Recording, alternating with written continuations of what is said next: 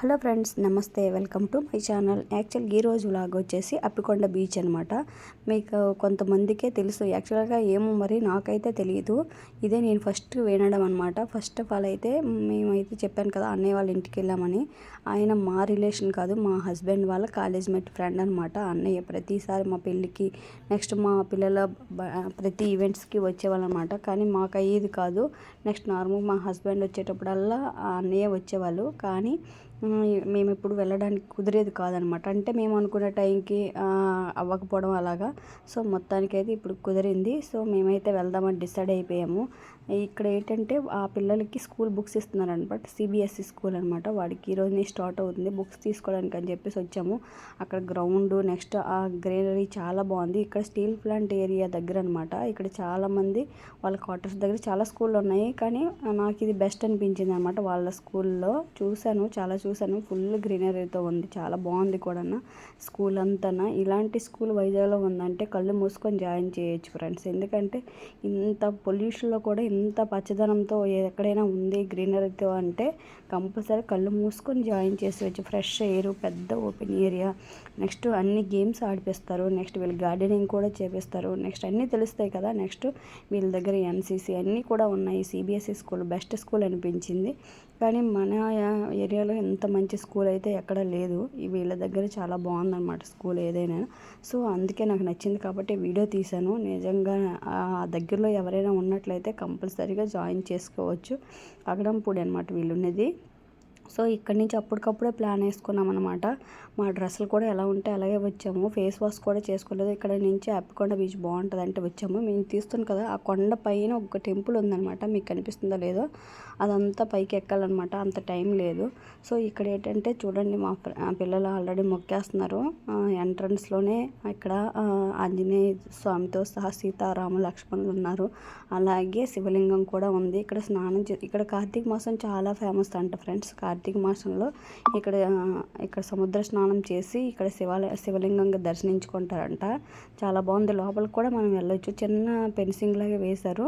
మనం పూజ చేసుకొని రావచ్చు అనమాట. చాలా బాగుంది. నేను ఎప్పుడు ఈ బీచ్ వినలేదు, కానీ బీచ్ అయితే చాలా వ్యూ చాలా బాగుంది. షూటింగ్స్కైనా, ఫోటోషూట్కైనా చాలా బాగుంటుంది అనమాట ఇక్కడికి. సో మేము అప్పటికప్పుడు టైం లేదనమాట. వచ్చేసరికి 4 అయిపోతుంది. సో చూడండి ఎంత బాగుందో బీచ్ అనమాట. కాకపోతే స్టీల్ ప్లాంట్ దగ్గర ఉండడం వల్ల మొత్తం కూడా బ్లాక్ కలర్లో పౌడర్లా వచ్చేస్తుంది అనమాట. అదొక్క మైనస్ తప్ప నెక్స్ట్ అక్కడ టైం స్పెండ్ చేయడానికి అయితే చాలా బాగుంది. మనం ఏమైనా కొనుక్కోవాలి అంటే అవ్వదు, కానీ పిక్నిక్ స్పాట్స్లో చాలా బాగుంది. నెక్స్ట్ ఫోటో షూట్స్ కూడా చాలా బాగుంది. స్టీల్ ప్లాంట్ ఏరియా కదా, మొత్తం ఫుల్ గ్రీనరీతో ఉంది. మేము అందరం కూడా ఫొటోస్ తీసుకున్నాం మెమొరీస్గా ఉండాలని చెప్పేసి. సో అలాగా కొన్ని ఫొటోస్ తీసుకొని పిల్లలతో కాసేపు ఆడేసి, స్నానం అయితే ఎవరు చేయలేదు. కానీ మా అబ్బాయి డ్రెస్ మట్టికి పాడైపోద్దని ఇన్నర్స్ మాత్రమే ఉంచేసి మిగతా ప్యాంట్ అవి తీస్తాము. ఎందుకంటే వీళ్ళందరికీ పైకి తీసుకోవడానికి అవుతుంది, వాడిది అవ్వదనమాట. అలాగా అందుకు తీసేసాము. లోపల ఇన్నర్స్ ఉన్నాయన్నమాట. ఇలా పిల్లలందరూ కాసేపు సరదాగా ఆడుకున్నారు. ఇంకా చాలాసేపు ఉంటాను వాళ్ళ పిల్లలతో ఆడుకుంటాను అన్నారు. కానీ చూసారు వాటర్ ఎంత బ్లాక్గా వస్తుందో. కానీ అంత టైం లేదు, మళ్ళీ రిటర్న్ అవ్వాలి. పిల్లలకి మార్నింగ్ స్కూల్స్ ఉన్నాయి. ఆ రోజు రమదాన్ హాలిడే వచ్చిందనమాట. అనుకోకున్న టెంపుల్ ప్లస్ ఇది 2 అయిపోయి విజిట్ కూడా.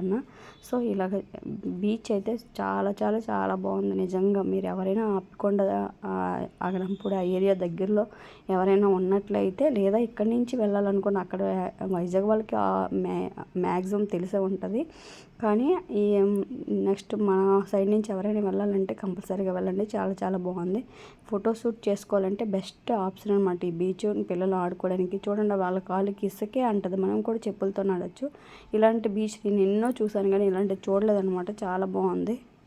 నెక్స్ట్ ఫ్రెండ్స్ ఉంటారు కదా, మన కాలేజ్ మేట్స్, స్కూల్ మేట్స్. వీళ్ళు మా హస్బెండ్ చూస్తే నాకు చాలా జెలస్ అనిపిస్తుంది.